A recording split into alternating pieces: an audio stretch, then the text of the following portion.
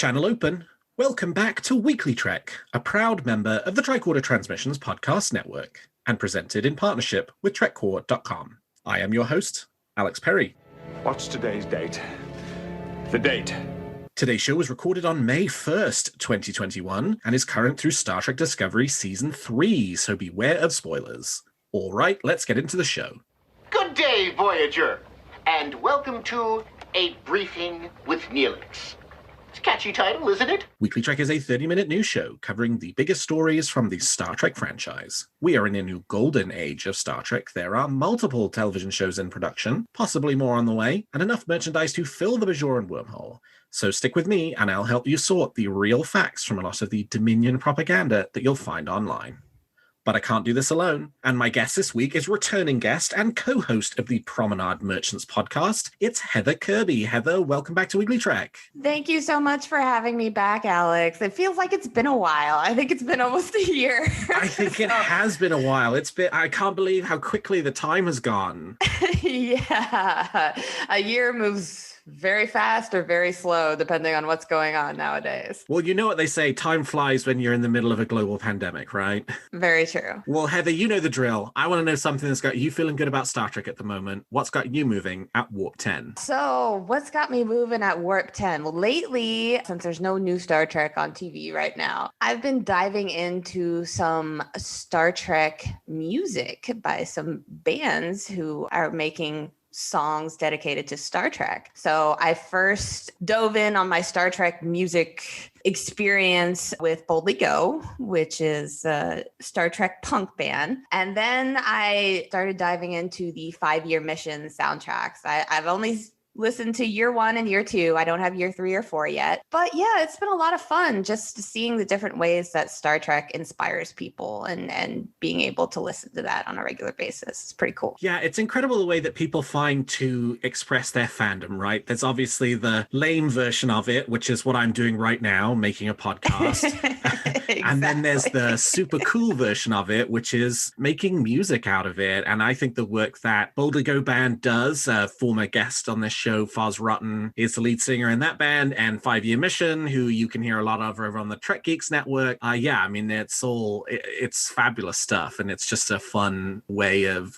enjoying other people's expression of their fandom while listening to some good music too at the same time. Exactly. Well, the thing I'm feeling good about this week is I got a little delivery in the mail this week from Reed Pop Entertainment. Yes, I am excited enough about Star Trek Mission Chicago, which will take place April 8th to 10th next year. That's 2022 in Chicago, Illinois, the new official Star Trek convention that was announced at First Contact Day now almost a month ago, that I purchased the official convention t-shirt, yes, about a year before the convention itself is supposed to take place. And it showed up this week along with a second t-shirt. They've got a few t-shirts on sale. There's obviously the ones that are like, Star Trek Mission Chicago, but there are a couple of First Contact ones. It's a really nice First Contact one. It's got the date of First Contact and stylized picture of the Phoenix and Zefram Cochrane, and I'm very much looking forward to wearing that as quickly as possible. But yeah, Star Trek Mission Chicago t-shirt, so I'm all ready to go for the official convention 12 months in advance, but I can't wait for the possibility of returning to doing something like that, given the last Star Trek convention I went to was Star Trek Las Vegas 2019, which was a long time ago now. And so, yeah, I wanted to get excited and feel like it was coming soon. And so I thought, screw it, I'm going to buy the t-shirt. And that's exactly what I did. Now, you're not going to wear that t-shirt every day until the convention, are you? That would be a little unhinged. No, probably just the 30 days before the convention. I would. Okay. All right. Well, with that, let's turn to the week's top stories. There's a war going on, and I'm a reporter. Star Trek The Next Generation star LeVar Burton has been doing press rounds this week following a successful internet campaign to have the former Reading Rainbow host included as one of the guest hosts on this season of Jeopardy! And in an interview with former colleague on TNG Whoopi Goldberg for The View, LeVar stated unequivocally that he would not be appearing in season 2 of Picard. However, before your disappointment starts to mount, have a listen to exactly what LeVar said. And are you going to be doing season 2 of Picard? I can say unequivocally that I am not doing season 2 of Picard. Okay. Does that mean there's more to come at some point and I shouldn't be asking? Maybe. Well, here's the thing. I believe it's reasonable, in fact, practical to assume that Picard still knows these people. Yes. There's yes, he friends. does. I think we might see some more of his friends. At least I hope we do before this is all over. All right. Now, I don't know about you, but that sounded very much like I won't be in season 2, but that's because I'm going to be in season 3. Wink, wink, wink. And John Delancey, who is returning to play Q this season, may have spilled the beans that season 3 is closer than we think. In another cameo video, can't believe CBS haven't put a stop to them yet, again uncovered by TrekMovie.com, Delancey said he was filming 6 episodes and that they may be spread over seasons 2 and 3 because, quote, we are shooting season 2 and 3 all at the same time. Delancey's comments reinforce reporting from The Hollywood Reporter, which I've talked about a few times on this show, that the plan for Picard shooting has always been to film season 2 and 3 back to back. They first reported on that in January of 2020 when Picard was picked up for a second season. And when they asked Akiva Goldsman about it a few weeks ago, he did not say no, but he did say he couldn't comment. So when LeVar Burton says he's not going to be in season 2, but it winkingly stands to reason that Picard will see all his friends again, you have to think that's said not from a place of, oh, maybe it will happen because the producers have said they expect most of the TNG cast to show up at some point, but instead because actual plans are in motion. Heather, how do you feel about the latest revelations about season 2 of Star Trek Picard? Yeah, I'm definitely in the same boat with you. I think, well, first off, that the TNG cast is so close-knit that they're not just going to randomly speculate about stuff. Like, there's definitely some knowledge behind it. So I was really surprised, kind of like Whoopi was in that interview where he basically flat out said, no, I'm not in season 2, because I think a lot of us expected him to show up in season 2. But when he went on to talk about like these characters are all still friends and it's just logical to reason that Picard would run into them again. Yeah, I'm pretty sure that's a nod, a wink, and a nudge to the fact that he will show up in Star Trek Picard at some point, which would definitely mean season 3 and not season 2. That's sort of, to my mind too, that sort of feels right, because so far confirmed for season 2, we have all of the existing characters, and we have Whoopi Goldberg, and we have John Delancey. And you sort of have to ask yourself, with only 10 episodes to play with, you have to ask yourself, at what point are there too many TNG stars appearing in this season when they've obviously got a story to tell and they've got all these other characters to service? Like, you know, season 1 had Riker and it had Troy, who appeared in one episode. It had Data, who appeared in a couple of episodes. It had another quick appearance from Riker, and it had Hugh. And that felt like about as much as the season could sustain. So if you've got Q and you've got Guinan, who feel like the characters fit together very well, you know, where does Geordi fit into that? Unclear. Yeah. Whereas if you're then saying, okay, well, we're not looking at it as just looking at 10 episodes of Picard, but how all these characters fit into the next 20 episodes of Picard, becomes much easier to see how you would get LeVar and probably Gates, presumably, and, you know, hopefully Michael Dorn too, back at some point to round out the cast appearances, but also do it in a way where, you know, they're not all showing up all at once, but they're also not showing up all the time. Exactly. And I mean, I think that's the balance that fans have to look at Star Trek Picard. Like, do you want a really compelling story, or do you just want fan service where Picard goes around and meets all of his friends again? Like, that's not the type of story that they want to tell. And that's not the type of story a fan ultimately wants to see. We want to see a compelling story. Yes, we would like to see Geordi. Yes, we would like to see Worf. Yes, we would like to see Crusher again. But ultimately,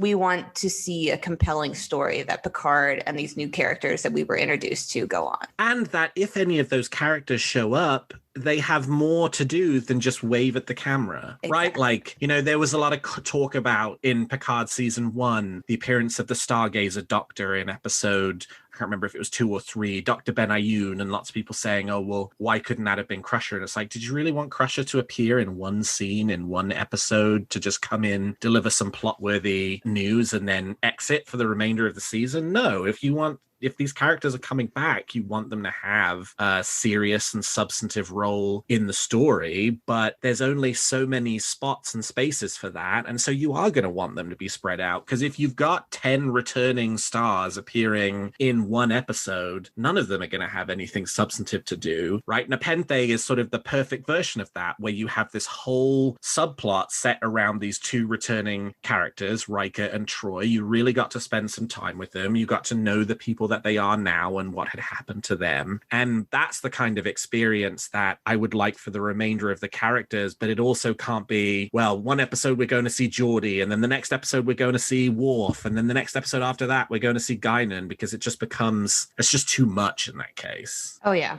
Yeah, definitely. Well, in an appearance on the Pod Directive, the official Star Trek podcast, Hollywood superstar Michelle Yeoh spoke a little about her character's arc in season 3 of Star Trek Discovery and where the character of Georgiou might go from here. Speaking on her departure from Discovery and what comes next for the character, Yeoh said, Carl has said to her, you have another journey to undertake. And so it's obvious you have more things to do. It's not going to be a smooth ride. It will be bumpy. It will be full of heartaches. It will be full of pain. But I think it's true. That is life. So I think there's so much more possibilities for Georgiou. And I know my executive producers and showrunners and writers have a lot more things in store for such an amazing character. Does that mean a Section 31 show? Honestly, that still seems pretty unclear.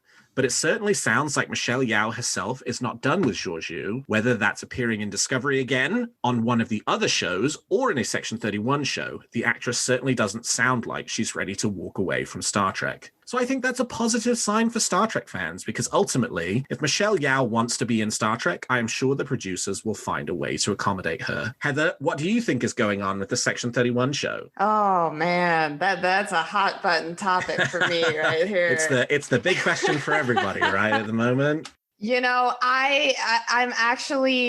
I'm someone who's in the minority on this, in that I was really looking forward to the Section 31 show, and I was really looking forward to seeing more of Michelle Yeoh in Star Trek. And so I feel like they just kind of pushed this show aside because of the fan clamoring for a Captain Pike show. And so Section 31 kind of got pushed aside for Strange New Worlds, and I don't like it.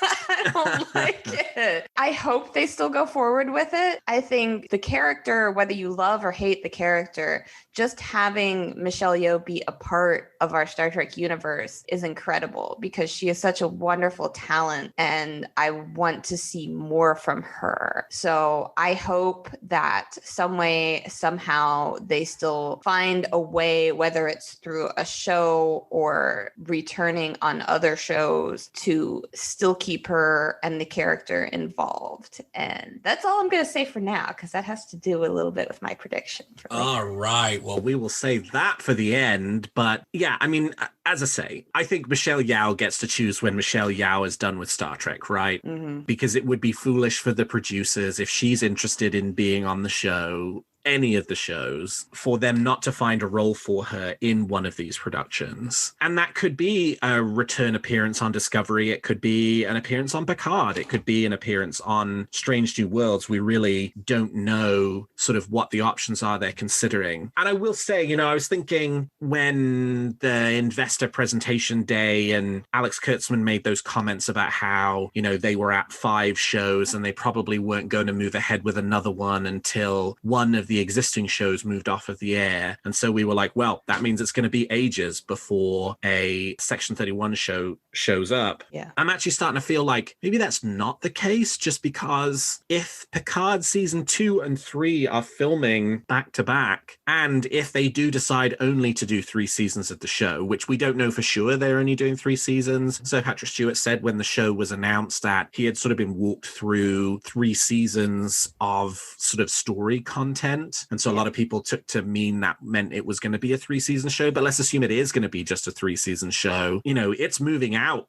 later this year. From a production standpoint, the filming will be done for the entire show and it will be in post-production, which leaves us potentially with that open slot for you to start up Section 31 later this year to film next year to come out in, you know, something like late 2023. So you could theoretically see it get back on track. But yeah, it's certainly one of the biggest mysteries of modern Star Trek is, you know, announced with full fanfare, then went very quiet, and now sort of this sort of twilight zone of we're not really sure what's going on. Yeah. Like I said, I'm just kind of salty about the whole thing.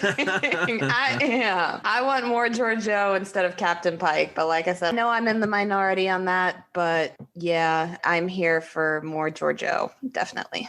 Star Trek jewelry licensee Rock Love have added to their line of Star Trek products and are sure to excite cosplayers, jewelry collectors, and any fan of awesome Star Trek jewelry with their new releases. Supplementing Dahj's necklace, which was featured in the premiere episode of Star Trek Picard, Rock Love have released 3 new jewelry pieces from the original series, The Next Generation, and Deep Space Nine. First up are Uhura's iconic earrings that appeared in promotional photos for Star Trek The Original Series. According to the company, these spiral earrings are handcrafted in sterling silver and painted in luminous yellow gold. The symmetrical coils hang from secure lever-back ear wires, just like those worn on screen by actress Nichelle Nichols. These retail for $135. Next, we have a recreation of a pair of earrings worn by Guinan, played by Whoopi Goldberg, in the Next Generation episode Suspicions from Season 6. According to Rock Love, the earrings are handcrafted, brass-plated in silver and yellow gold. These dangling earrings feature a dome stud and hammered disc with chime-like strands featuring nuggets of genuine turquoise that shift and sway. These also retail for $135. And make sure you go over to the show notes and check out the original article on Trektricorder, actually see the earrings, because they are very cool, and I cannot do them justice just by describing them. And for Deep Space Nine fans, Rock Love have produced a replica of the iconic Bajoran earring worn by Major Kieran Reese on the series as played by Nana Visitor. Retailing for a more affordable $60, Rock Love says the earring is accurate to the earring worn on screen by Nana, who played Kieran Reese. Featuring a single hole piercing, the stud connects with a chain to an accompanying cuff and gently attaches higher up the earlobe. For more information, find out more about these releases, head to rocklove.com.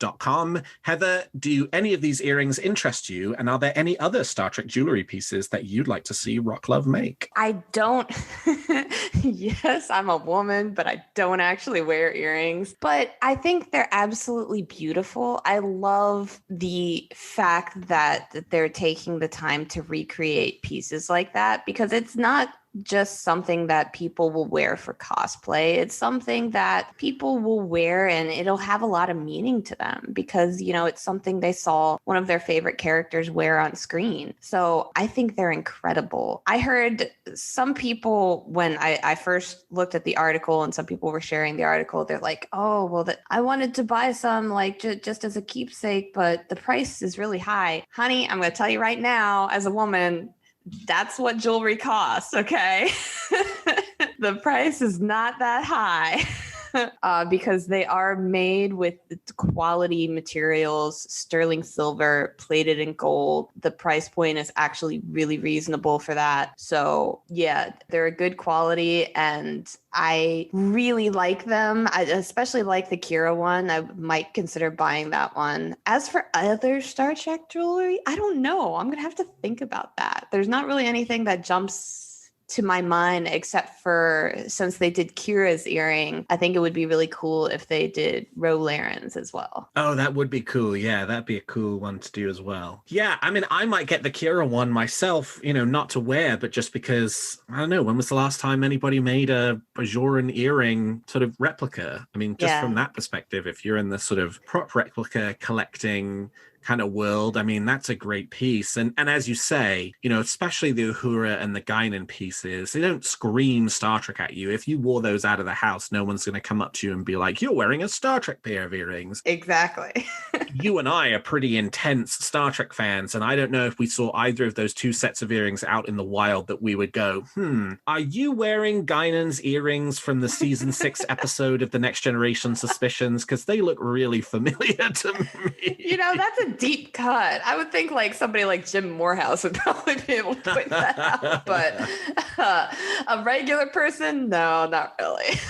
Yeah, I mean, that is the deepest of deep cuts. But yeah, it's super cool. And I'm really glad that Rock Love is doing more. The same as when they did the Daj twin necklace for Picard season 1, which is a really nice replica of the piece of jewelry that appeared on screen. I'm really pleased that Rock Love is doing more of them. And since I asked you the question and made you come up with an answer, I'll come up with an answer for myself of what I would like to see them do. Mine's not in the earring world, it's in the brooch world, which is in Star Trek IV, The Voyage Home. All of the Federation Council members had this Federation Council pin that they wore. It's quite ornate, sort of dangly piece. Yeah. And I would like to see them make that. That's what I would like to see them do next, because I think that's cool. And again, something that, you know, both men and women would be interested in purchasing too. Oh, yeah, definitely. Well, and lastly, this week, the Wizard Company have given us an update on their progress in building a working replica of the original series tricorder, supplementing the TOS communicator, through which you can run calls from your phone using Bluetooth, and the TOS phaser, which served as a universal remote. The Wizard Company announced last year their plans to complete the original series landing party set with the tricorder. And what will the tricorder do, you ask? Well, that is the hot question that everybody wants to know the answer to. And while that's still being kept closely under wraps for now, the Wizard Company have provided significant new updates on the painstaking process they are undertaking to replicate the original tricorder design as created by Star Trek prop designer Wah Chang, using one of the remaining few screen-used props and building real-world functionality into the design.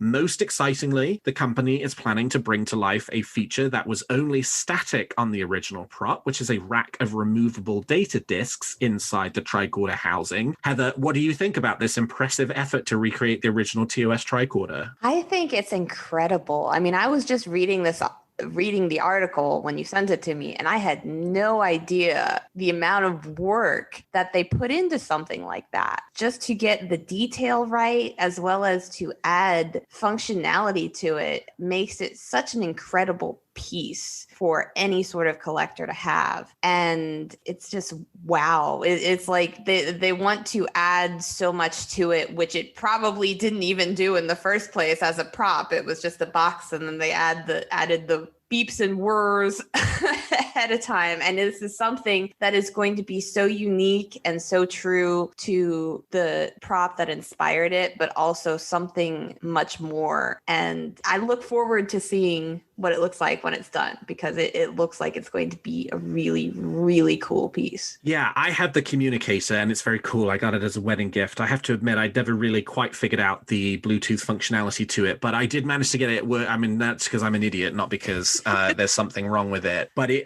is a really impressive piece of work. I never got the opportunity to get the universal remote phaser, but I know that from people who are big TOS prop replica fans, that the Wand Company pieces have been the best things that have come to market in a number of years. And from the Trekcore article, you can, as you were saying, Heather, you can tell the amount of effort that went into creating this piece. And it's the same effort they used for the communicator and for the phaser. They say they want to complete the original series landing party set. I would quite like it if they then decided to go on and do other Star Trek prop replicas. What an incredible achievement to have done, those three, just as, and especially given the difficulty in recreating those original series designs, given there aren't a lot of originals left, and certainly not a lot of originals that you can 100% say those were the props from the show, given how many fakes and forgeries there have been over the last 55 years of those original series props. But also just because while they are incredible, iconic designs, they were also designed for a 1960s TV show, which had a fairly high budget for the time, but still fairly limited ability to create sort of very elaborate pieces. And so they are quite simple, functional props. And so to take something simple and functional and then turn it into a real world 21st century object it's really something else. It's very special what they're doing. Oh, absolutely. Yeah. I mean, I'm not the hugest fan of TOS because of the time frame it was made. But yeah, to take something like that from the 60s and make it so true and so unique to what it was back then, but make it so much more. It's an incredible piece of work that they're doing, and I totally commend them for that. And it's going to be worth every penny for those who purchase it. Definitely. Agreed, for sure. All right. Well, we've talked about the facts, and now let's speculate on what's going to happen in the future of Star Trek. You make some very good points, Captain. But it's still all speculation and theory. So each week, I and my guest give you a wish or theory we're nurturing about any of the shows or the future of the franchise. So Heather, let's hear your theory or wish for this week. All right. So when I was thinking about this, and I thought about all the other times I've been on the show, and we've ended up talking in some sort of the news articles about Star Trek movies, which we didn't have any news about Star Trek movies. So I know. I thought you might be. I thought you might enjoy that we weren't talking about movies this week. Yeah, but I figured I would base my theory around Star Trek movies. All right, let's do it. So we know that they have a release date and they have a writer for the next Star Trek movie. So my theory is that it is not going to be a Kelvin universe movie. I think it's going to be something set in the current time frame of the Star Trek shows that we have on TV right now. And considering that Discovery really launched with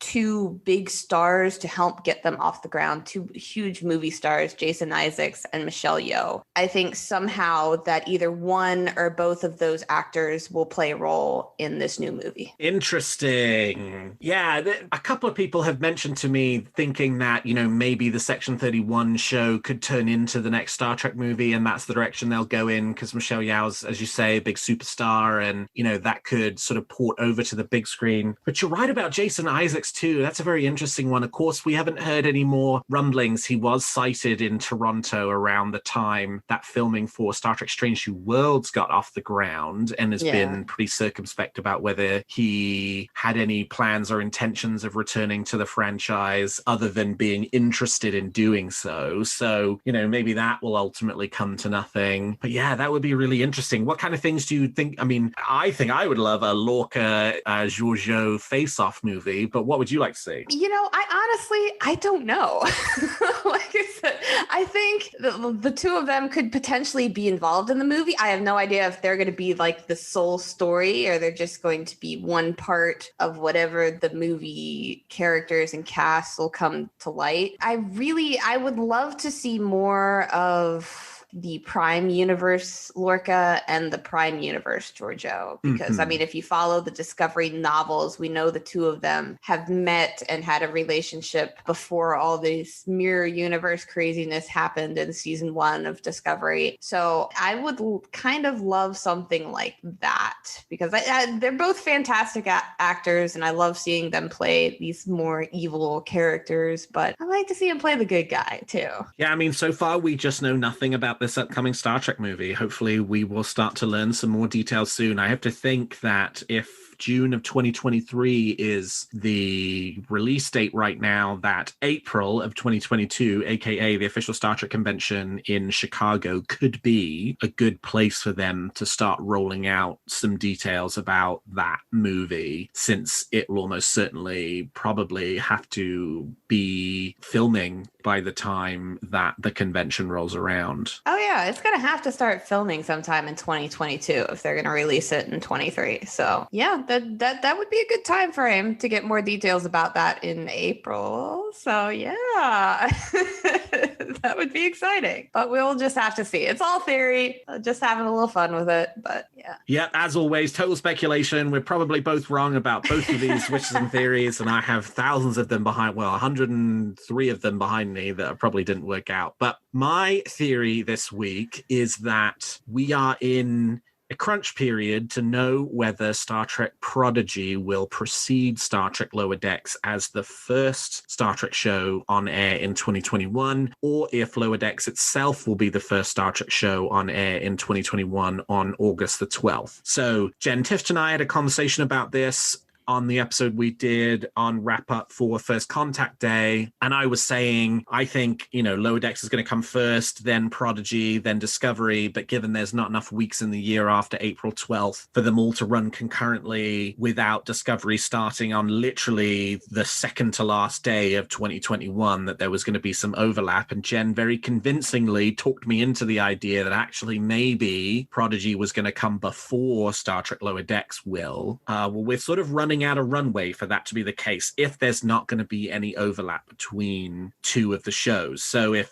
Lower Decks begins August 12th, that means that Star Trek Prodigy will need to begin the week of May 31st. Well, it's now May 1st. So Lower Decks, the premiere date for Lower Decks was released only about 2 to 3 weeks, I think. Well, certainly 2 weeks was when we got the first trailer before the show was released. So we do have precedence for an animated show coming out very quickly after we get a lot more information about it. And I believe it was only 3 to 4 weeks from when the release date itself was announced. Well, we're now about a month out. It's a little longer because it's a long month, so it's more like 5 weeks away rather than 4 weeks away. But I think if they're going to be announcing that Prodigy is going to start before Lower Decks, it has to come in the next 2 weeks. The latest possible date it could come, and I think this is a little too late, but it's still seems like it's within the realm of the possible given what it is Viacom CBS's Upfronts presentation, which is their sort of unveiling of the traditional annual TV networks unveiling their fall shows and what's going on in the streaming services. Even though the kind of fall network premieres have fallen away as being something that a lot of people care about, it still happens every year. And that was where we got our first teaser trailer for Star Trek Picard 2 years ago. That is scheduled for May the 19th. It's a Wednesday. So I think that's, if May 19th comes and goes and there is no Prodigy announcement, my very strong suspicion is that means August the 12th and Lower Decks will be our first Star Trek of the year. So keep your eyes peeled and watching your favorite Star Trek news outlet. I hope it's trekcore.com, but whichever one you keep your eyes on, because maybe we're going to get some news in the next couple of weeks, but also maybe not, because we don't know for sure it's coming before Lower Decks. But it makes sense to me why it would, and if it is, we're going to have to know about it soon. Heather, what do you think? I go back and forth on that, because I would really I love the idea of just new Star Trek, one right after another. But I think especially with all the COVID delays and things like that, when it comes to producing at least the live action Star Trek, that I'm not certain that that's really going to happen this year. So I don't know. I don't really know. my gut was kind of telling me that Prodigy was going to come before Lower Decks, but I also don't think, as much as they're trying to say that they're going to get season 4 of Discovery out this year, they're not giving you a specific date for that. So it could show up on December the 31st and it technically still could start in this year, But I also, they really haven't given a whole, and correct me if I'm wrong on this, but they also haven't given a whole lot of information. They said it was going to premiere on Paramount Plus before it went to Nickelodeon. Correct. But how long, is it going to do its entire run on Paramount Plus and then go to Nickelodeon? Or is it going to premiere and then the next week it's going to premiere on Nickelodeon? Did they give any detail about that? Unclear. The only indication we've gotten from Nickelodeon is, I guess, at some Nickelodeon presentation there's been in the last 6 months that somebody was present at, a TV entertainment journalist was present at and tweeted about, they mentioned something about Prodigy being slotted for August. which would make sense, for running on Nickelodeon concurrently with Lower Decks on Paramount Plus, if Prodigy has by then run on Paramount Plus, since we know where that's going to be where it is first. But who knows if those comments came before or after the ultimate decision was made to move Prodigy off of Nickelodeon and onto Paramount Plus, where, they're clearly trying to make some decisions about where to slot it in. So that was a very long way of saying we don't really know anything more. Yeah, I mean, I think out of all the shows, like when it comes to Lower Decks and Discovery and Strange New Worlds and Picard, like none of them are ever going to run concurrently with another. But I think Prodigy is kind of the wild card. Yeah. So there's a possibility that they're going to slot this show in while Lower Decks is still on the air or while Discovery is on the air, because it's the kids show. So according to them, it's not the same demographic as the other ones. So I feel like as much as I would like new Star Trek, a new episode of Star Trek every week for the entire year, Prodigy is the one that could kind of be combined with other shows if they decide to go that direction. But it's just all kind of up in the air. I don't know. I go back and forth. I'm not quite sure when it's going to premiere at this point. Do you have a theory or a wish for Discovery, Picard, Strange New Worlds, Lower Decks, or Prodigy that you'd like to share? Tweet them to me at WeeklyTrek or email them to me at weeklytrek@thetricordertransmissions.com, and I might feature your theory in a future episode. Well, that's all the time we've got for this episode of Weekly Trek. Thank you so much to my guest, Heather Kirby, for joining me today. Heather, how can people contact you if they want to continue the conversation? The easiest way to contact me would be on Twitter. You can find me at NerdyGal33, and you can also find my wonderful podcast, the Promenade Merchants Podcast, on Twitter at PromTrekPod. And you can find this show on Twitter at Weekly Trek and me at Alexander T. Perry. And if you enjoy the show, please consider leaving us a 5-star review on your podcast player of choice. And please check out some of the other great shows on the Tricorder Transmissions. And if you like our shows, please also consider becoming a Patreon of Tricorder, which you can find at patreon.com/the Tricorder Transmissions. And lastly, if you're looking for Star Trek news on the internet, I hope you will turn to trekcore.com. Well, thank you, Heather. Thank you to all of my listeners. And until next week, live long and prosper.